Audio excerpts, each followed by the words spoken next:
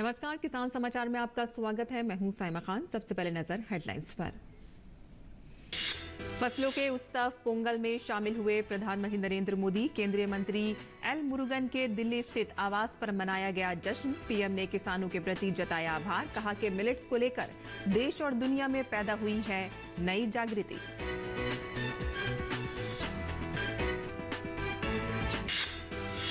Mother dairy बनी किसानों की तरक्की का आर्थिक आधार। 40 से भी अधिक देशों में बिक रहे हैं मदर डेयरी के उत्पाद। सीधा किसानों के खातों में पहुंच रहा है पैसा। डेयरी में फल और सब्जियों का किया जा रहा है परीक्षण। तमिलनाडु के रामनाथपुरम पहुंची विकसित भारत संकल्प यात्रा। किसानों के सामने ड्रोन तकनीक के माध्यम से फसलों पर किया गया उर्वरक का छिड़काव। कृषि में इसके अन्य लाभों के बारे में दी गई जानकारी।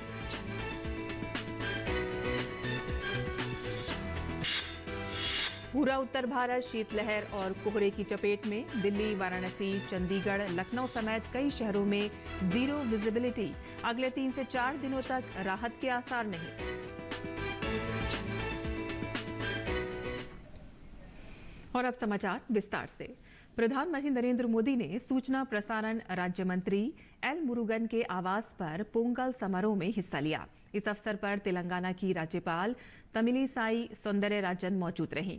पोंगल दक्षिण भारत के प्रमुख त्योहारों में से एक है और इस पर्व को बहुत धूमधाम से मनाया जाता है।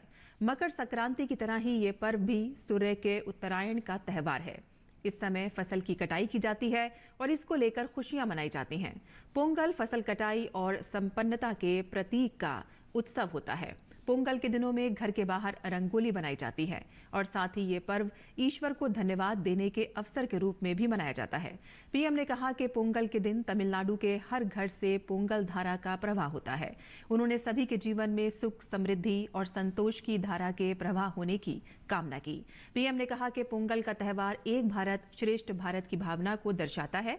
पीएम मोदी ने कहा कि पोंगल पर्व में ताजी फसल को भगवान के चरणों में समर्पित करने की परंपरा है। इस पूरे उत्सव की परंपरा के केंद्र में हमारे अन्नदाता, हमारे किसान हैं।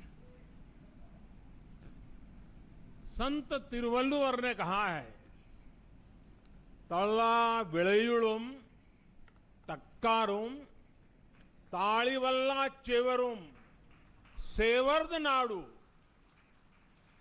यानी अच्छी फसल, पढ़े लिखे व्यक्ति और ईमानदार व्यापारी, ये तीनों मिलकर राष्ट्र निर्माण करते हैं। तिरुवल्लुवर जी ने पॉलिटिशियन का उल्लेख नहीं किया है। ये हम सबको संदेश है। पोंगल पर्व में ताजी फसल को भगवान के चरणों में समर्पित करने की परंपरा है। इस पूरी उत्सव परंपरा के केंद्र में हमारे अन्नदाता, हमारे किसान हैं। और वैसे भी भारत का हर त्योहार किसी न किसी रूप में गांव से, किसानी से, फसल से जुड़ा हुआ होता है। पीएम मोदी ने कहा कि भारत का हर त्यौहार किसी न किसी रूप में गांव, किसानी और फसल से जुड़ा होता है। उन्होंने सुपर फूड को लेकर देश दुनिया में नई जागृति आने पर खुशी व्यक्त की। पिछली बार हमने इस बारे में भी चर्चा की थी कि कैसे हमारे मिलेट्स या श्री अन्न तमिल संस्कृति से जुड़े हुए हैं। मुझे खुशी है कि सुपर फूड को लेकर देश में और दुनिया में एक नई जागृति आई है। हमारे बहुत सारे नौजवान मिलेट्स, श्री अन्न को लेकर नए स्टार्टअप शुरू कर रहे हैं और ये स्टार्टअप्स आज बहुत पॉपुलर हो रहे हैं। श्री अन्न के उत्पादन से हमारे देश के 3 करोड़ से अधिक छोटे किसान जुड़े हुए हैं। हम श्री अन्न को प्रमोट करते हैं तो सीधे सीधे ये 3 करोड़ किसानों का भला होता है। केंद्रीय मंत्री डॉक्टर एल मुरुगन ने समस्त देशवासियों को पोंगल और मकर संक्रांति पर्व की बधाई और शुभकामनाएं दी हैं। उन्होंने कहा कि किसानों और कृषि को सम्मान देने के लिए हम ये त्यौहार मनाते हैं। तमिल फेस्टिवल है, ये पोंगल फेस्टिवल है। हम मकर संक्रांति नाम से पूरा देश हम सेलिब्रेट करेंगे। ये सारे देश में हम हमारा किसान के लिए सम्मान देने के लिए, हमारा कृषि के लिए सम्मान देने के लिए ये फेस्टिवल हम बनते। इस फेस्टिवल बनने सारे देश में हमारा भाई बहन सबको पोंगल मकर संक्रांति के लिए मेरा हृदय से ये शुभकामनाएं। पोंगल त्यौहार एक ऐसा पर्व है जिसे फसल उत्सव या धन्यवाद समारोह भी कहा जाता है। किसान इस समय नए सीजन में अच्छी फसल के लिए सूर्यदेव से प्रार्थना करते हैं। पोंगल त्यौहार तमिलनाडु और देश भर के अन्य राज्यों में भव्य तरीके से मनाया जाता है, लेकिन अलग अलग नामों से। पोंगल वास्तव में 4 दिनों तक चलने वाला एक लंबा उत्सव है जो मकर संक्रांति पर शुरू होता है और इसे बोधि कहते हैं।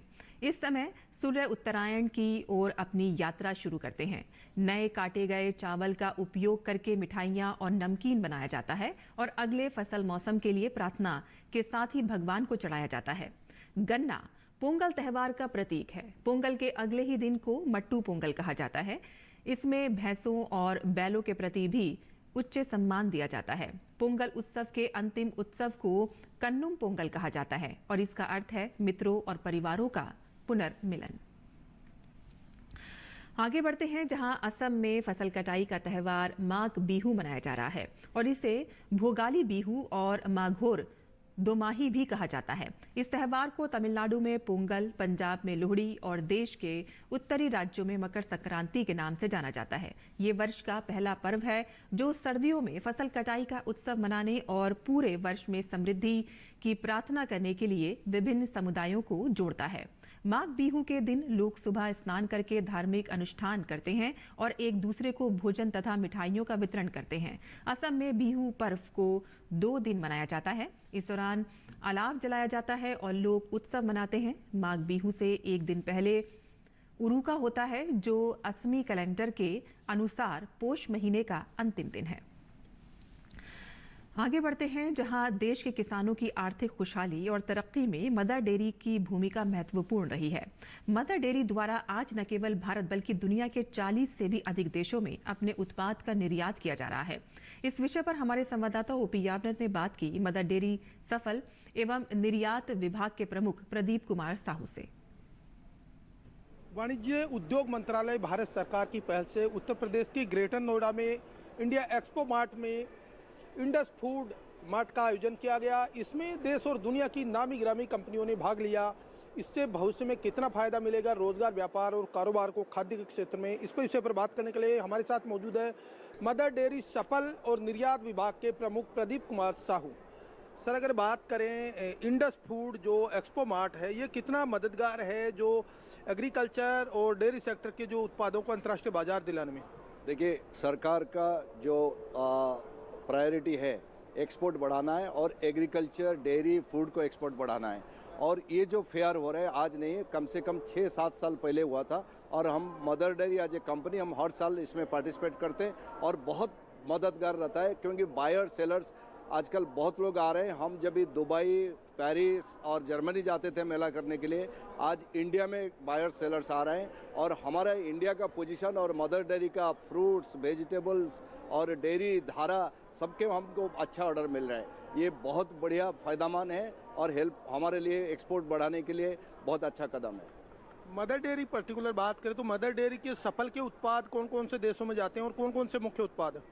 सफल का कम से कम 40 देश को हम एक्सपोर्ट करते हैं और उसमें हमारा इंडिया का जितना फ्रूट पल्प होता है, जैसे मैंगो पल्प हो गया, अल्फांसो, तोतापुरी, केसर, इसका पल्प बना के हम यूएसए से शुरू करके जापान, अब 40 कंट्री को हम भेजते हैं। और फ्रूट्स वेजिटेबल्स में हमारा सफल मटर, कटहल जो रांची का प्लांट में होता है उसको भेजते हैं। डेयरी प्रोडक्ट्स में हम घी पूरा गल्फ कंट्री को भेजते हैं। तो हमारा अच्छा खासा एक्सपोर्ट होता है और हम देश के लिए अच्छा और फॉरेन करेंसी बनाते हैं और फॉरेन में हमारे इंडिया का ब्रांड भी करते हैं। और प्राइम मिनिस्टर का जो ध्येय है, लक्ष्य है, हम कटिबद्ध है उसको आगे बढ़ाने के लिए। मदर डेयरी के जरिए इस तरह के एक्सपो की कितनी बड़ी भूमिका रहती है? बहुत बड़ा भूमिका। मैं आपको एक उदाहरण स्वरूप दे सकता हूं। जो रांची है, जनजाति बहुल एरिया है, हम उधर से अमेरिकन स्वीट कॉर्न पहले उगाते नहीं थे, उधर जैसे उगा के उनका 3 गुना फायदा हुआ। प्राइम मिनिस्टर साहब बोल रहे हैं 2 गुना। हमने उधर खुंटी जैसे गांव जहां पे भगवान बिरसा मुंडा पैदा हुए, उधर 3 गुना फायदा दिया है। और मदर डेयरी कंपनी उधर का हमारे केंद्र सरकार, राज्य सरकार, सब लोग ने हमको मदद किया और जनजाति लोगों को बहुत फायदा हो रहा है, किसान का लाभ हो रहा है और हम जो काम कर रहे हैं उसमें कम से कम 2 गुना फायदा हो रहा है किसानों को। तो ये थे मदर डेयरी सफल और निर्यात विभाग के प्रमुख प्रदीप कुमार साहू, जिनका मानना है कि इंडिया एक्सपो मार्ट में लगे इंडस फूड एक्सपो के जरिए एक और जहां कृषि और पशुपालन से जुड़े डेयरी उत्पादों को अंतर्राष्ट्रीय स्तर का बाजार मिल रहा है, वहीं दूसरी ओर इससे किसानों की आमदनी बढ़ने के विकल्प भी खुल रहे हैं।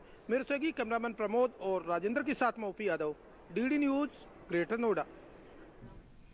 और विकसित भारत संकल्प यात्रा तमिलनाडु के रामनाथपुरम जिले में पहुंची, जहां किसानों के सामने ड्रोन तकनीक के माध्यम से फसलों पर उर्वरक का छिड़काव किया गया। इस दौरान किसानों को कृषि में इसके अन्य लाभों के बारे में भी जानकारी दी गई।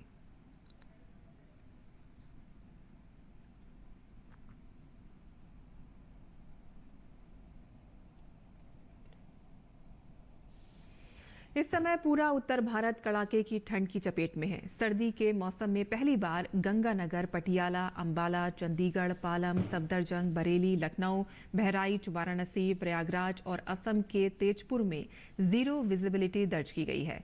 राजधानी दिल्ली में रविवार को काफी घना कोहरा छाया रहा। यहां विजिबिलिटी काफी कम हो गई है। मौसम विभाग ने अगले 4 से 5 दिनों तक कुछ इलाकों में घने से बहुत घने कोहरा छाए रहने की संभावना जताई है और इसके साथ ही मौसम विभाग ने उत्तर पश्चिमी भारत के मैदानी इलाकों में अगले 4 दिनों तक कोल्ड डे का अलर्ट जारी किया है। कुछ इलाकों में तो अगले 3 दिनों के दौरान गंभीर शीतलहर चलने की बात कही गई है। 3 दिनों के बाद धीरे धीरे ठंड कम होने लगेगी। और पहाड़ी इलाकों में हो रही बर्फबारी का असर मैदानी इलाकों में भी दिखाई दे रहा है। तमिलनाडु के चेन्नई के कई हिस्सों में कोहरे की चादर छाई हुई है। और देश में स्वच्छ व पारदर्शी प्रशासन को बढ़ावा देने के लिए भारत सरकार लगातार काम कर रही है और इसी क्रम में राजस्थान लोक सेवा आयोग भर्ती प्रक्रिया में कई तरह के नवाचार किए गए हैं। कृषि विभाग में युवाओं के लिए भर्तियों में पारदर्शिता के लिए क्या कुछ किया गया है, इस विषय पर हमारे संवाददाता ओपी यादव ने बात की राजस्थान लोक सेवा आयोग के पूर्व अध्यक्ष डॉक्टर शिव सिंह राठौर से। प्रधानमंत्री नरेंद्र मोदी के नेतृत्व में देश में डिजिटल इंडिया को बढ़ावा देकर न केवल स्वच्छ और पारदर्शी प्रशासन की अवधारणा को साकारित किया जा रहा है, बल्कि समय बचने के साथ साथ वित्तीय धन का जो नुकसान हो रहा था उसको भी बचाने का महत्वपूर्ण काम हो रहा है। अभी हमारे साथ बातचीत करने के लिए राजस्थान पब्लिक सर्विस कमीशन के पूर्व अध्यक्ष डॉक्टर शिव सिंह राठौर मौजूद है। ये बात करते हैं आरपीएससी में किस तरह डिजिटल सिस्टम को इन्होंने बढ़ावा दिया। सर, अगर बात करें डिजिटल सिस्टम को आरपीएससी में बढ़ावा देना और युवाओं के लिए कई नवाचार करना, किस तरह आपने किए थे काम? देखिए, किसी भी प्रशासन को स्वच्छ और पारदर्शी बनाना है तो उसके लिए डिजिटलाइजेशन की बहुत आवश्यकता है। जैसे माननीय प्रधानमंत्री जी सदैव इस पर जोर रहते हैं कि प्रशासन में डिजिटलाइजेशन हो। इसको लेकर जो ग्रामीण पृष्ठभूमि के लोग हैं, जो किसान वर्ग के लोग हैं, जो गांव में खेती करते हैं, उनको बार बार बस पकड़कर शहर में आना, अपने फॉर्म भरना और कोई त्रुटि हो जाती है तो उस त्रुटि को लेकर पब्लिक सर्विस कमीशन के चक्कर लगाना, न्यायालय में जाना, जिससे न्यायालय का भी बोझ बढ़ता है, पब्लिक सर्विस कमीशन का भी बढ़ता है। इसलिए मेरे कार्यकाल के अंदर वन टाइम रजिस्ट्रेशन, जिसे हम OTR कहते हैं, आप अगर एक बार रजिस्टर्ड हो गए तो आपको बार बार इन्फॉर्मेशन देने के लिए गलती से आप बच सकेंगे। तो जो विशेषकर जो ग्रामीण पृष्ठभूमि के लोग हैं उनको इसका बहुत फ़ायदा हुआ और वन टाइम रजिस्ट्रेशन हुआ। इसके आगे एक स्टेप और है, वो हमें अब लागू करना चाहिए, उसे कहते हैं वन टाइम वेरिफिकेशन। जिस बच्चे के पास जो डिग्री है वो एक बार वेरीफाई हो जाए, अगर एक बार वेरीफाई हो जाती है, वो अपडेट करना चाहता है तो उसको अपडेट कर सकता है। तो वन टाइम वेरिफिकेशन की तरफ एक कदम अगर हम और बढ़ाते हैं तो इसमें और अच्छी पारदर्शिता और ग्रामीण पृष्ठभूमि के किसान वर्ग और परिवार के लोग जो हैं उनको इसमें बहुत ही महत्वपूर्ण फायदा मिलेगा। अगर बात करें ग्रामीण परिवेश से जो बच्चे होते हैं, अधिकांश कृषि की पढ़ाई करते हैं, एग्रीकल्चर में AO की हो, AAO की हो, ARO, ARO, कई तरह के पद निकलते हैं, तो इन भर्तियों में किस तरह आप प्रक्रिया अपनाते हैं? पहले ये 100% साक्षात्कार के ऊपर आधारित ये भर्तियां भरी जाती थी, परंतु हमारे समय एक नवाचार हुआ जिसके अंदर एक दिन किसी व्यक्ति का अगर साक्षात्कार खराब हो जाए तो वे अपनी नौकरी से और अपने भविष्य निर्माण से वंचित नहीं रहें। इसमें सुधार करने के लिए हमने लिखित परीक्षा के 40% अंक, साक्षात्कार के 40% अंक और उसका जो एकेडमिक रिकॉर्ड है उसके 20% अंक को इसमें जोड़ा गया। आपने यूपीएससी के पैटर्न पे इसमें कई तरह के बदलाव किए, वो क्या क्या बदलाव थे? इसका कैलेंडर जो हमने सबसे पहले जारी किया, एक तो कैलेंडर जारी होना चाहिए, कैलेंडर जारी होने के बाद उसकी कड़ाई और सख्ती से उसका पालन होना चाहिए। एक बार यदि कैलेंडर जारी हो गया है तो उस कैलेंडर के आधार पर ही परीक्षाएं आयोजित हो। हिंदुस्तान के अंदर पहला पब्लिक सर्विस कमीशन है जिसने ऑन स्क्रीन मार्किंग से आरएएस की कॉपीज और जो भी लिखित परीक्षाएं होती है उनको हमने डिजिटलाइज फॉर्म के अंदर इवेल्युएट किया।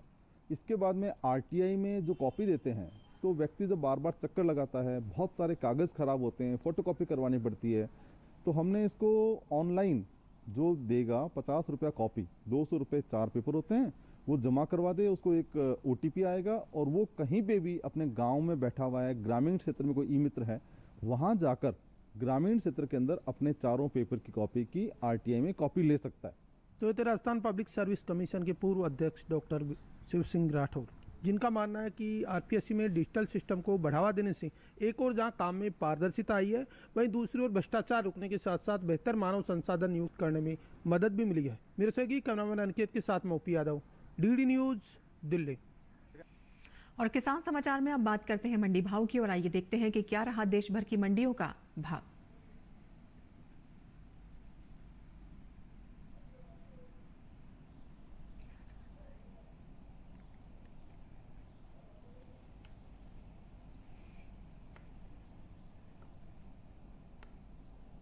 बढ़त के साथ कारोबार हुआ, जबकि सावरकुंडला और इंदौर मंडी में सोयाबीन के भाव में नरमी देखने को मिली। एग मार्केट के मुताबिक गुजरात की दाहोद मंडी में 12 जनवरी को सोयाबीन का भाव था 4,850 रुपए। 13 जनवरी को इसके भाव में 25 रुपए की तेजी आई और भाव 4,875 रुपए पर आ गया। जबकि राज्य की ही धोराजी मंडी में इस दौरान पीली सोयाबीन के सौदों में बढ़त के साथ कारोबार हुआ। यहां 12 जनवरी को पीली सोयाबीन का भाव रहा 4405 रुपए। 13 जनवरी को इसके सौदे 100 रुपए मजबूत होकर 4505 रुपए पर हुए। राजूला मंडी में 12 जनवरी को सोयाबीन का भाव रहा 3675 रुपए। 13 जनवरी को इसके सौदों में 610 रुपए की तेजी आई और भाव जा पहुंचा 4285 रुपए। सावरकुंडला मंडी में सोयाबीन की बात करें तो यहां 12 जनवरी को सोयाबीन का भाव था 4395 रुपए। 13 जनवरी को इसके भाव में 45 रुपए की गिरावट आई और भाव 4350 रुपए पर आ गया। मध्य प्रदेश के इंदौर मंडी में 12 जनवरी को सोयाबीन का भाव रहा 4500 रुपए। 13 जनवरी को इसके सौदों में 900 रुपए की भारी गिरावट देखने को मिली और भाव हो गया 3600 रुपए। वहीं बात कुल तिलहन की करें तो इस साल कुल तिलहन की उपज का रिकॉर्ड टूटने का अनुमान है। कृषि मंत्रालय के तीसरे अग्रिम अनुमान के मुताबिक देश में घरेलू स्तर पर कुल तिलहन की पैदावार रिकॉर्ड स्तर पर पहुंच गई है। साल 2022-23 के दौरान कुल तिलहन की पैदावार 409.96 लाख टन होने का अनुमान है, जो पिछले साल के तिलहन उत्पादन की तुलना में 20.38 लाख टन अधिक है।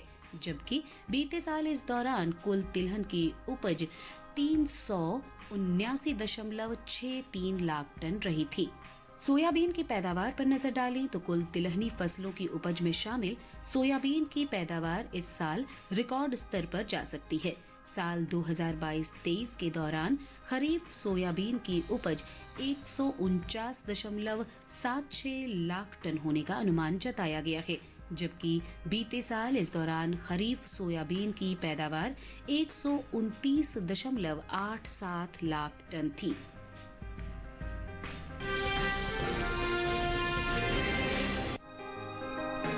कृषि उपज मंडियों में इन दिनों धनिये की आवक सामान्य बनी हुई है। हालांकि शनिवार को कुछ ही मंडियों में धनिया बिकवाली के लिए पहुंचा।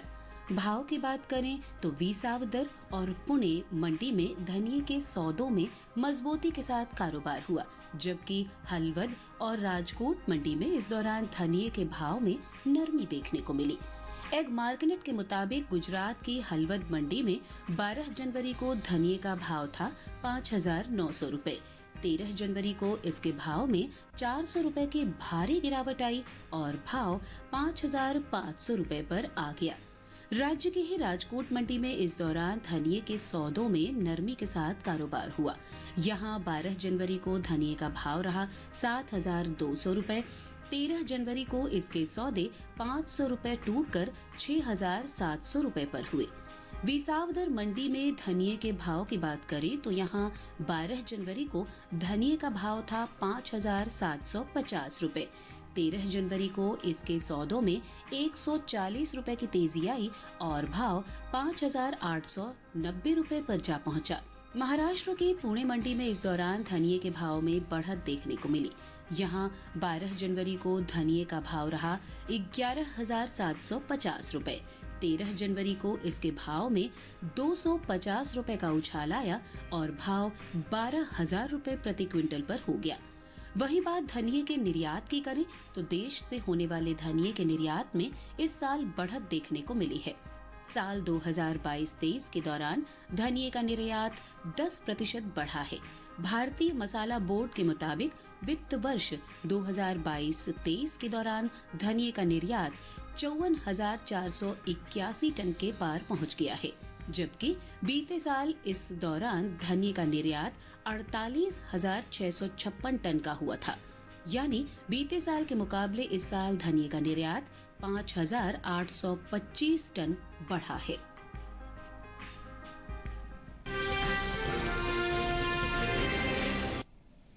और मंडी खबर के बाद अब बात करते हैं मौसमी खेती की। किसान इस मौसम में कैसे रखें अपनी खेती का ख्याल, आइए देखते हैं।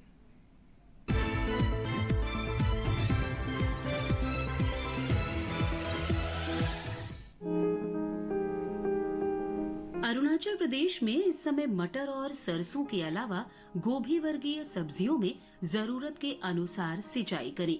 यहीं खेतों में उचित नमी और तापमान बनाए रखने के लिए फसल में प्राकृतिक चीजों से ले मल्चिंग करें।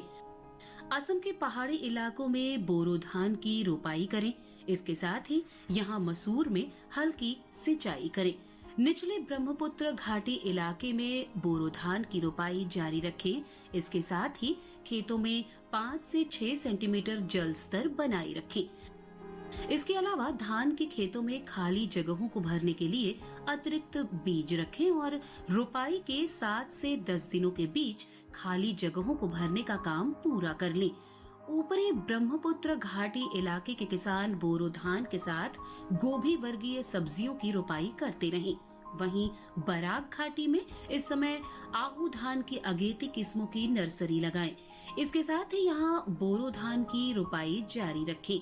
बराक घाटी में गोभी वर्गीय सब्जियों की अच्छी पैदावार के लिए नियमित अंतराल पर सिंचाई करते रहें। मेघालय के किसान इस मौसम में पत्ता गोभी, फूल गोभी, ब्रोकली, लाई पत्ता और गांठ गोभी की बुवाई और रुपाई जारी रखें। इसके साथ ही यहाँ इस समय टमाटर की नर्सरी लगाएं और मटर, मूली, गाजर और शलजम की बुवाई करें। मेघालय में ही तैयार अदरक और हल्दी की खुदाई भी जारी रखें।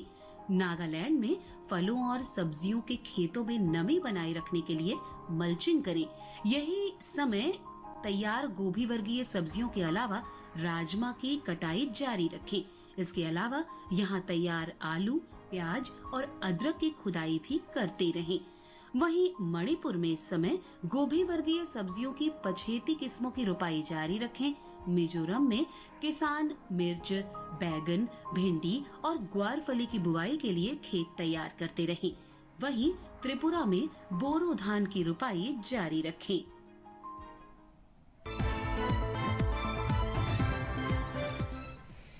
और खेती किसानी से जुड़ी खबरों के बाद आइए अब नजर डालते हैं कुछ और खबरों पर। खास खबर में 22 जनवरी को अयोध्या में राम मंदिर प्राण प्रतिष्ठा से पहले प्रधानमंत्री नरेंद्र मोदी रोजाना एक राम भजन सोशल मीडिया पर साझा कर रहे हैं। और इसी कड़ी में प्रधानमंत्री ने कवि अरुणाचल कवियारन के राम नाटकम का गीत साझा किया है। अयोध्या में राम मंदिर प्राण प्रतिष्ठा से पहले देश भर के मंदिरों में स्वच्छता अभियान चलाया जा रहा है। गुजरात के मुख्यमंत्री भूपेंद्र पटेल ने गांधीनगर के धुलेश्वर महादेव मंदिर में स्वच्छता अभियान में भाग लिया।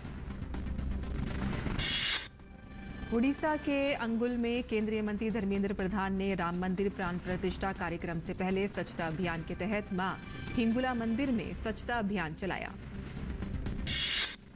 लखनऊ में उत्तर प्रदेश के मुख्यमंत्री केशव प्रसाद मौर्य ने अयोध्या में प्राण प्रतिष्ठा समारोह से पहले स्वच्छता अभियान के तहत बालकेश्वर महादेव मंदिर में सफाई अभियान चलाया। रक्षा मंत्री राजनाथ सिंह ने कानपुर वायु सेना स्टेशन में पूर्व सैनिकों की रैली के साथ 8वें सशस्त्र बल पूर्व सैनिक दिवस के राष्ट्रव्यापी समारोह का नेतृत्व किया। मुंबई में 8वें सशस्त्र बल पूर्व सैनिक दिवस पर वायुसेना स्टेशन में पूर्व सैनिकों की रैली के साथ युद्ध स्मारक पर पुष्पांजलि अर्पित की गई। वाणिज्य मंत्रालय ने लाल सागर क्षेत्र में जारी संकट को देखते हुए व्यापार से जुड़े बिंदुओं पर चर्चा के लिए 17 जनवरी को एक उच्च स्तरीय अंतर मंत्रालय बैठक बुलाई है। कांग्रेस पार्टी को एक बड़ा झटका लगा है। यूपीए 2 सरकार में मंत्री रह चुके 47 साल के मिलिंद देवरा ने कांग्रेस पार्टी छोड़ दी है। उन्होंने पार्टी की प्राथमिक सदस्यता से भी इस्तीफा दे दिया है। रविवार तड़के जम्मू कश्मीर के पुंछ जिले में डेरा की गली के पास जंगल में भीषण आग लग गई। आग की सूचना मिलने के बाद भारतीय सेना मौके पर पहुंची। कोशिशों के बाद आग पर काबू पाया गया और इस हादसे में कई लोगों की जान बच गई। हिमाचल प्रदेश के मनाली के जंगल में भीषण आग लग गई है। करोड़ों रुपए की संपत्ति जलकर राख हो गई है और आग इतनी भीषण है कि काफी दूर से ही आग की लपटें दिखाई दी। राजधानी दिल्ली में अलीपुर के खेड़ा कला गांव में अंगीठी जलाकर सो रहे परिवार के 4 सदस्यों की मौत हो गई है।